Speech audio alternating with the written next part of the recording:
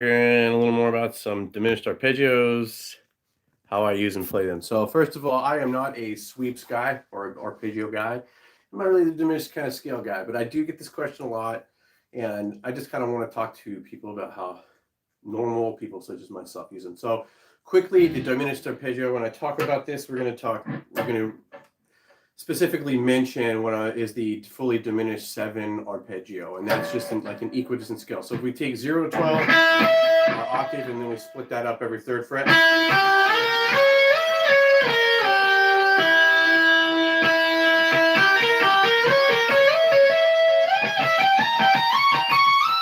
and keep going like that. Okay, so the first one I'm going to show you that's a really simple one to use, an easy one to use, is we're just going to take this on 15 to 12 and then 14.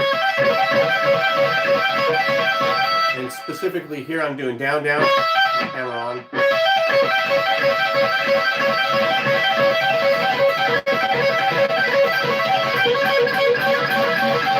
And then down, down, hammer on, pick up the whole thing, up, up, hammer on. Okay. Pull off, up, pull off, up. That's a bad one, but this one.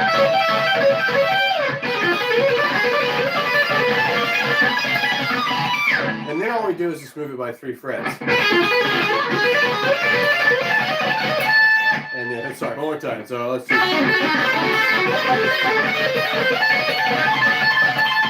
a really simple one to do. Now, we're going to add on to that and turn it more into a sweep.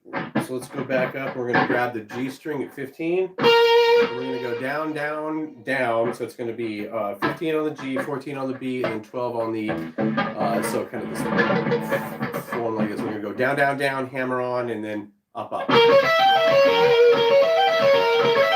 Hammer on, pull off, up, up. And then we do that every 2 frets. Sorry. All right, and you can kind of see where I'm starting to go with this. It's all moving in 3s. It's all equidistant stuff. So you can, we can add one more note to that. We're going to add 12 on the G, 15, 14 on the B, and then E on the 12. So it's kind of the same thing we did earlier. We're just going to add the one note and do the hammer on.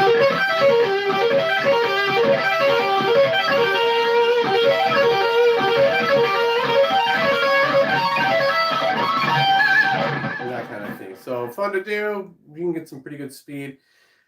Backing up even further. So this isn't a fully diminished 7 arpeggio. It's just a regular diminished arpeggio. You do 2 octaves of it. So I'm going to take this from the A sweep position. So here's our A major.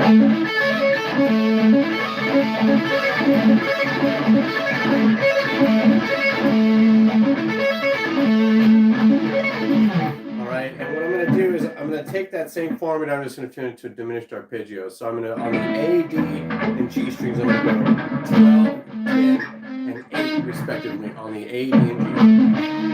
And then I'm going to get my middle finger and I'm going to put it on the 10th fret of the B. And then I'm going to get my index finger and we're going to go to the 8th fret of the E string to the 11th.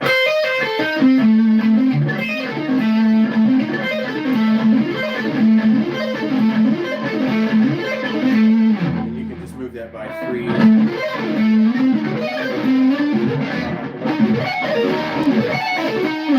And the whole thing again, get some really cool sounds out of it. So the very last one that I'll show you guys is kind of based on the very first one we did. So let's go down to here. Let's play an E pentatonic scale.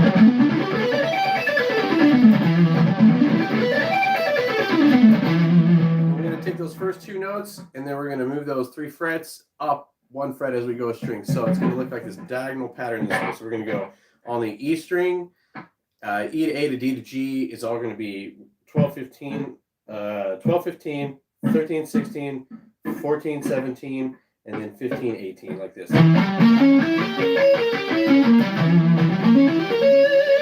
we get here, we want to adjust for the tuning difference, and we'll go to the 17th fret and then to the 20th, or to, excuse me, what do you have? So, 18 and 21. So all together.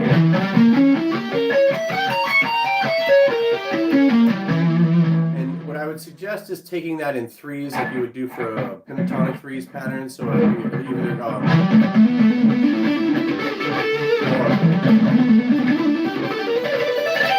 you get this kind of thing.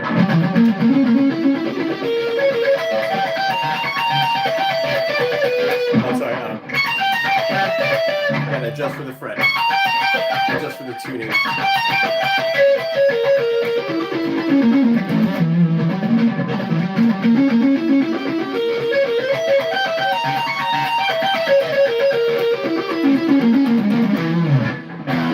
Good enough. So that's just the way I take them. I don't care if they're perfect or whatever. I usually use them for recording or whatnot. So the easiest kind of place to put them is sort of like what I would suggest using them first is tucked within a pentatonic scale. And when you do this, you kind of get a Dorian blues thing happening here. And then we can move it down one fret and go over the 5 chord. Or yeah, you do both. It doesn't really matter over the 5 chord. But let me just show you. So we've got what I mean by that. So let's just take our E pentatonic scale. So it's just, right, if you remember, just 12, 15, and then 12, 14, 12, 12, 14, 12, 15, 12, 15 on the E, A, D, G, B, and E, right? What we're going to do is just do the very first. Just incorporate it like that. And that'll kind of get.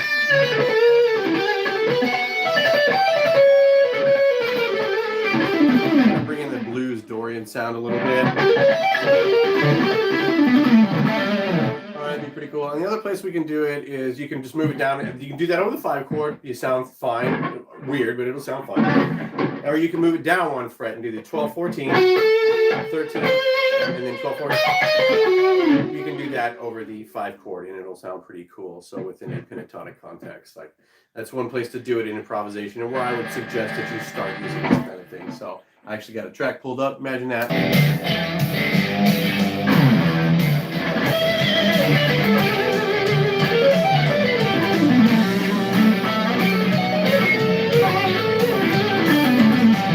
right, now I got my bearings. Here we go.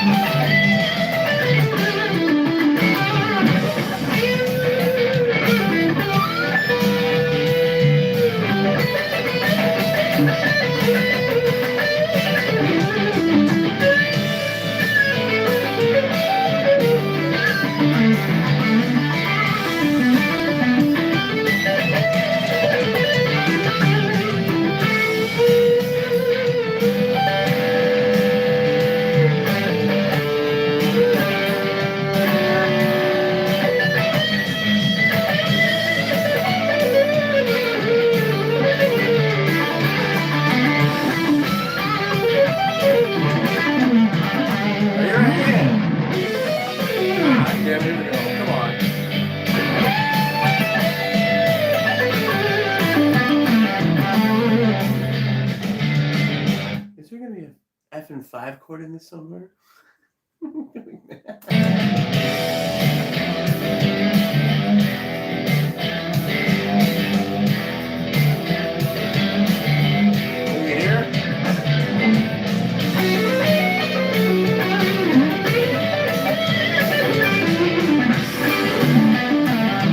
Alright, that's a good place to do it. Over the 5 chord.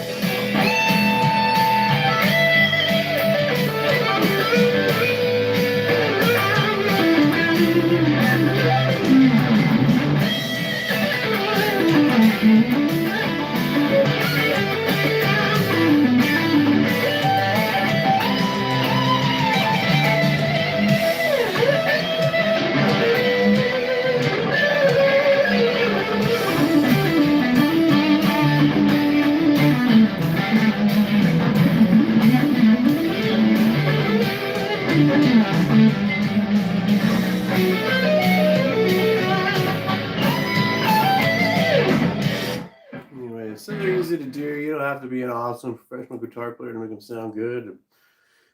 To do anything with them, the quickest, if you want to just find where that's actually going to be the quickest way to find diminished arpeggio, is just go to the note that's like the tonic of the key. So that E,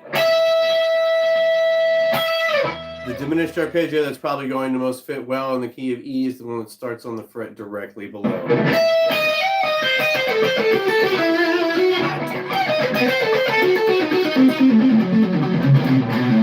But I'm glad, I want you guys to see the mistakes, because I was a professional guitar player. I was a session guitar player for a while. I've done lots of live playing and all that stuff. Mistakes happen all the time. I just want to say embrace them. That's how you really kind of find cool stuff, by the way. It really is. But you have to be recording. So anyways, hope you guys have a really wonderful day, and I'll be back tomorrow with more of my own originals.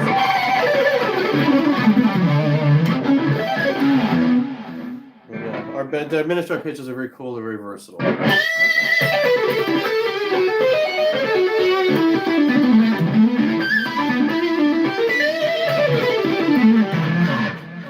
Anyways, I feel like playing.